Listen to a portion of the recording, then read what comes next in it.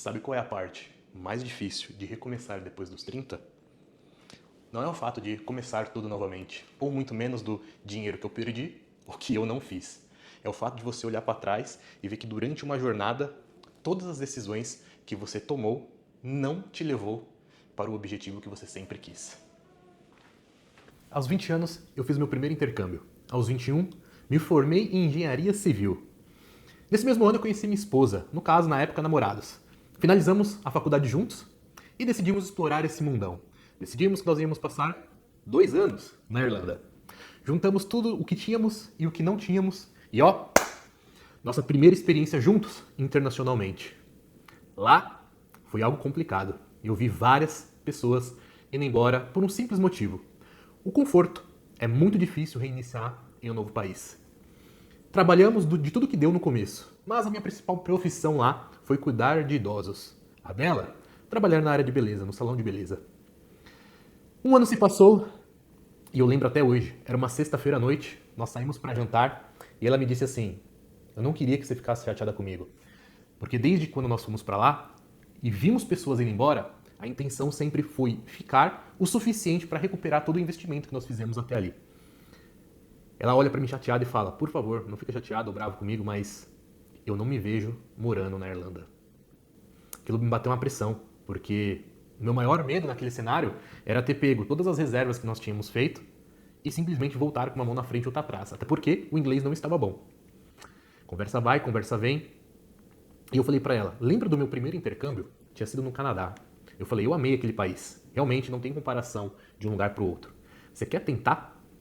E ela falou: sim.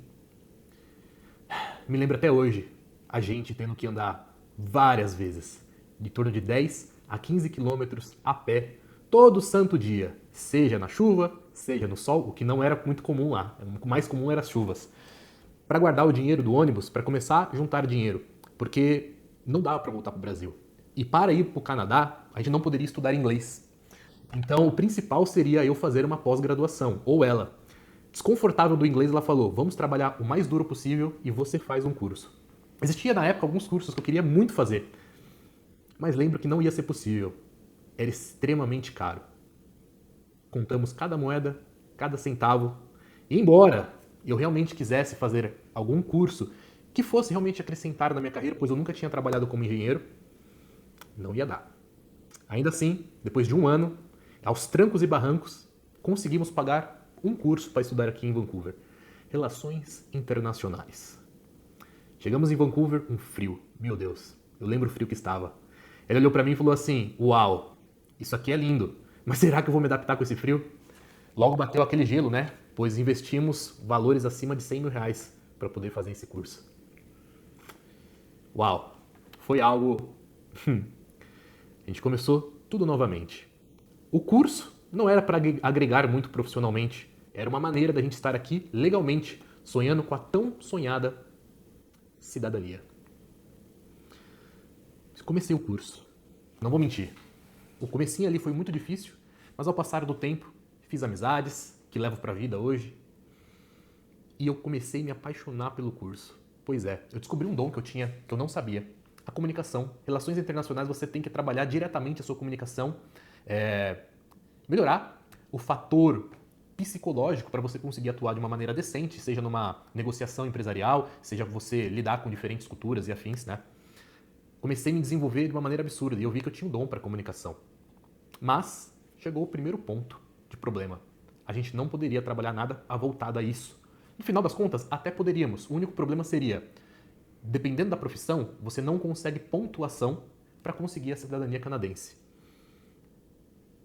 Complicado. Nesse momento, eu lembro que eu olhei para ela e falei assim: olha, a gente precisa atuar de maneira inteligente.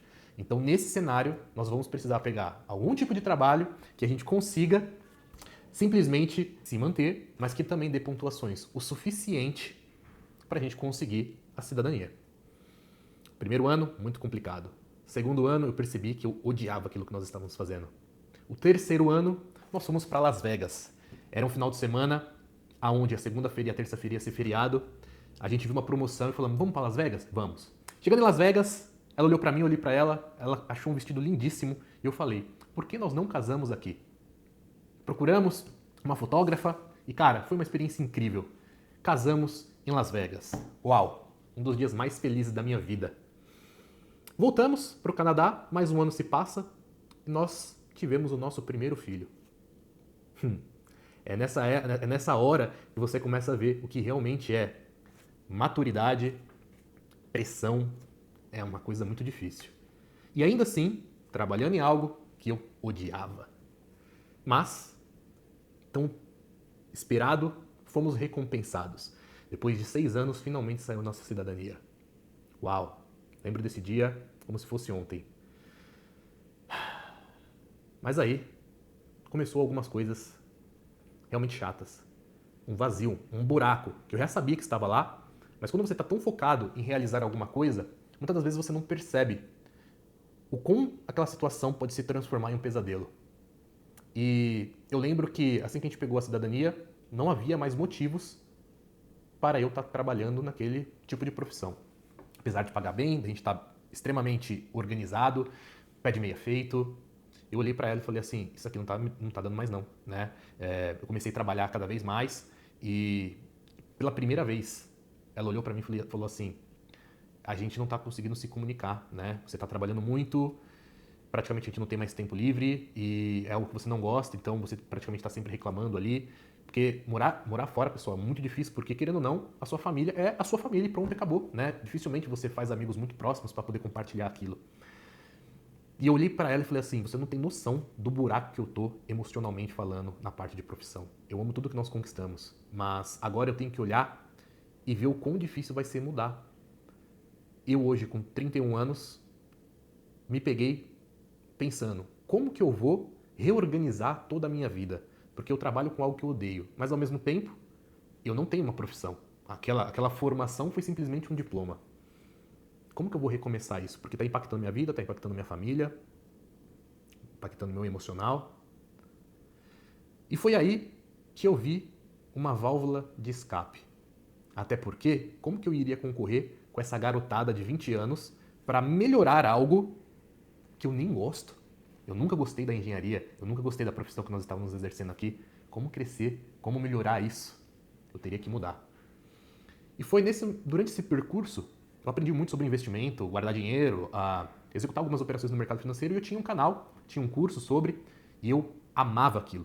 A comunicação, principalmente. Era ajeitar uma luz, era ajeitar a câmera, o cenário perfeito, fazer um script e dar uma aula onde todo mundo saía. Uau! Eu não sabia que realmente dava para fazer isso. E aquilo me preenchia, a ver a galera conseguir entender algo difícil de uma maneira que eu tentei passar, de uma maneira fácil. Eu comecei a me pegar da seguinte maneira, cara, o audiovisual, eu nunca tinha parado para pensar nisso, mas é uma excelente forma de comunicação, seja na frente das câmeras ou numa negociação, tudo aquilo pode impactar. Eu fiquei pensando, tá, por que não tentar essa área? Comprei alguns equipamentos e esse é o meu primeiro vídeo no YouTube. Eu gostaria de deixar apenas uma observação.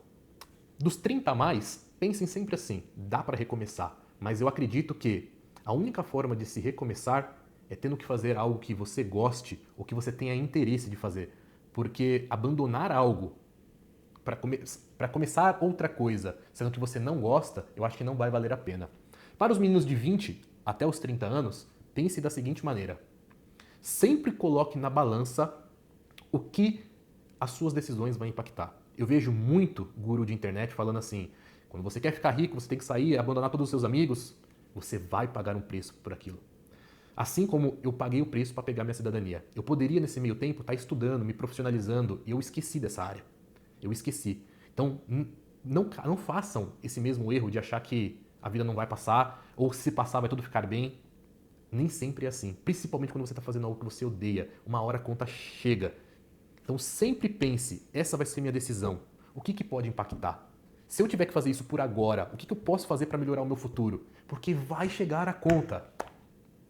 Se assim como eu, você tem vontade de recomeçar, não sabe como ou não tem coragem, que esse meu primeiro vídeo seja as portas para a gente tomar essa iniciativa juntos. Espero que vocês tenham gostado, se inscrevam no canal e de que alguma maneira isso possa ter tocado você e que junto nós possamos aí conseguir algo que nós sempre sonhamos. uma vida estável com uma profissão que nós gostamos. Valeu!